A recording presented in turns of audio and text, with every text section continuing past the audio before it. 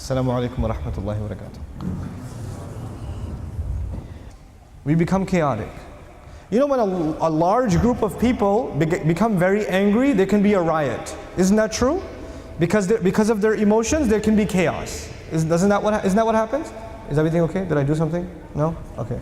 All right. You were trying to do some kind of sneak attack, but I caught you. Now you have to reset the game and start over again. It's like a video game. I gotta, you know, from last checkpoint. Anyway, what was I talking about? Islam or something? What was I talking about? Emotions. Now let's go back to this story a little bit. I haven't made my point yet. I'm just telling you a story right now. I haven't made my point yet. I'm going to make my point soon. Very soon. Be very patient. Okay. Rasulullah 6 months ago, along with all of the Muslims, almost got killed. Yes? Which emotion was there when we were almost killed? Fear. Extreme fear. Yes? Okay. Every man, woman, and child. That fear is described in Surah Al-Ahzab. We were in a state of fear. Okay. 6 months later, the Prophet ﷺ says, I have seen a dream. We're going to go where? Makkah. Now there's concern. Really? Are we going to go to Makkah? Maybe even doubt. But no, he said it. We should go. We should go. And now there may even be more fear, because that time the murderers came to us. Now we are going to the murderers. The killers came to us. Now we're going to the killers. So there may even be even more fear. Then they finally make it to Hudaybiyah. When they get to Hudaybiyah, there is hope. Because now we cannot be attacked, so there is hope that we will do what? We'll do Hajj. By the way, is going to Hajj cheap? You have to spend a lot of time, and you have to spend a lot of money. You have to spend a lot of time and a lot of money. It's not cheap even for the Sahaba to go to Hajj. It's not cheap. So now they're full of hope. Then the news comes that Uthman radiallahu anhu has been killed, and the Muslims are full of what? Anger. Then they take an oath that we will take revenge, and they are full of courage and excitement. You know, before the war begins, before the general says, attack! But before he does that, what are the soldiers doing? You know, like the guy in the boxing match before ding ding ding, or before a UFC fight. Okay, don't pull each other's ears, don't bite each other. Go. But before he does go, what are people doing? What are those two guys doing? You know? You're filled with aggressiveness, right? Is that a calm emotion or an intense emotion? That's a very intense emotion. So we're talking about intense fear, intense hope, intense aggression, intense anger. These people have gone through a lot of intense emotions. You with me so far? Now Rasulullah sallallahu alaihi wasallam signs a treaty, and they feel like this treaty is intensely insulting. What? We don't get to make Hajj? What? If one of us runs away from Makkah, we have to send him back to Makkah? What? We have to go back? We can't fight them? We were ready to just take revenge right now. Ugh. And now we have to just go back home? Disappointment, frustration. There are so many emotions in these people, and it's not one person, it is lots of people. Now let me tell you something. If you have one young man who is very angry, extremely angry, is it easy to calm him down? No. Calm down, son, calm down. Just relax. Okay, just relax. Just, it might take you 30 minutes before this young guy whose nostrils are, you know, they're swelling up like. It might take a while before he calms down, you understand? That is just one angry man. Are they in the thousands? If there are hundreds, if not thousands of angry men, is it easy to calm them down? No. Rasulullah sallallahu alaihi wasallam turns to them and he says, we're not going this year, let's go back. He said, I thought you saw a dream. We're going to make Hajj. And Rasulullah sallallahu alaihi wasallam said, I never said this year.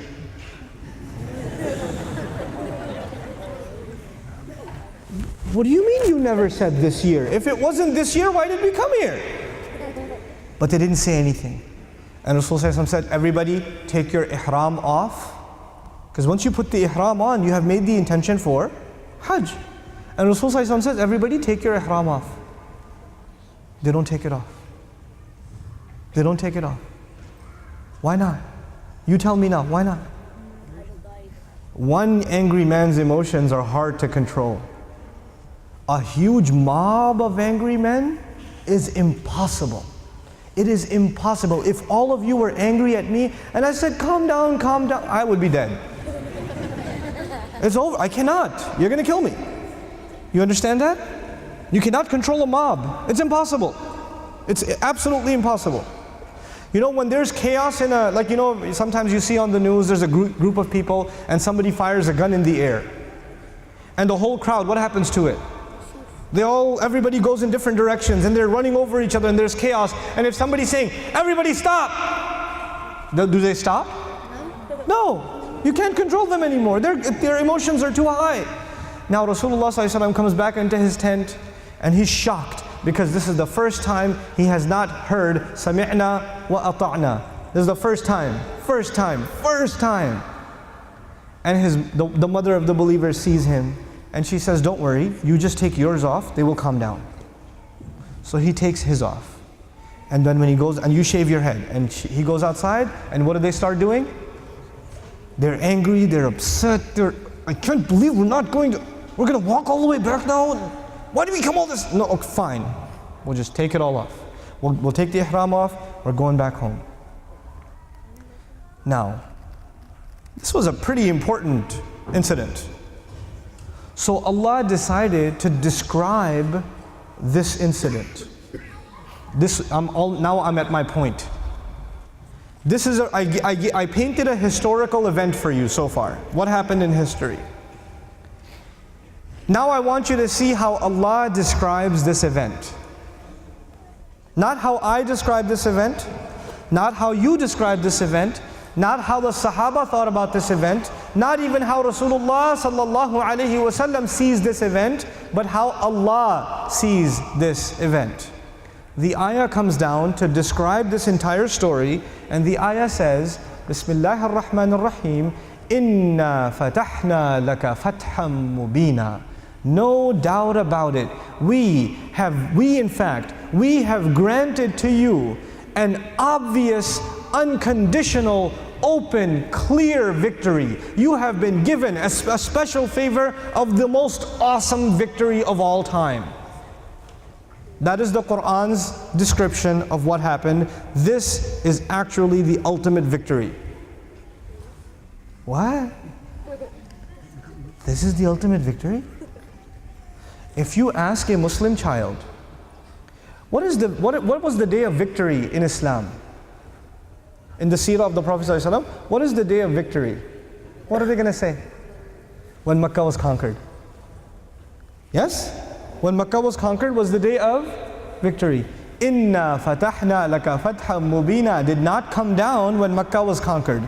Inna fatahna laka fatham mubina came down when we didn't get to go to Hajj. When we signed a treaty that was against us. When we were completely disappointed. Where's the victory? I don't see it. CNN won't see it. The historian won't see it. Even Sahaba don't see it. The Sahaba don't see it. How can you call this victory? Oh, by the way, Allah did not say, Inna fatahna lahum fathan mubina. Inna fatahna laka. Laka, Ya Rasulullah. Laka, sallallahu alayhi wa sallam, fathan mubina. I want you to understand this. According to Allah, the greatest victory of the Prophet sallallahu alaihi wasallam, because this is not a victory for the Muslims, this is not a victory for Islam. In the ayah, this is a victory for Rasulullah sallallahu alaihi wasallam. The greatest victory in the seerah of the Prophet sallallahu alaihi wasallam are the Sahaba, who even when they have the most intense emotions, they still obeyed Rasulullah sallallahu alaihi wasallam. That is the ultimate victory. This mob who was able to control their emotions, because their emotions are very high, but their loyalty to Allah's Messenger is even higher, and out of that loyalty, they can maintain their discipline. There is never ever going to be a greater victory than this, ever. It's not Hudaybiyah, it's the Sahaba. It's the Sahaba. People miss this point. Why am I telling you this? Because nowadays we make dua for victory. We make dua for victory, yes or no? We see the Muslims in the difficult situations around the ummah, and we make dua that Allah gives them and gives us victory. If we don't understand what victory means from the Quran, then maybe we don't understand what we're asking for. The victory of conquering a land, the victory of removing the kuffar, the victory of seizing territory. You know what Allah calls that? وَأُخْرَى لَمْ تَقْدِرُوا عَلَيْهَا قَدْ أَحَاطَ اللَّهُ بِهَا. Oh, it's secondary.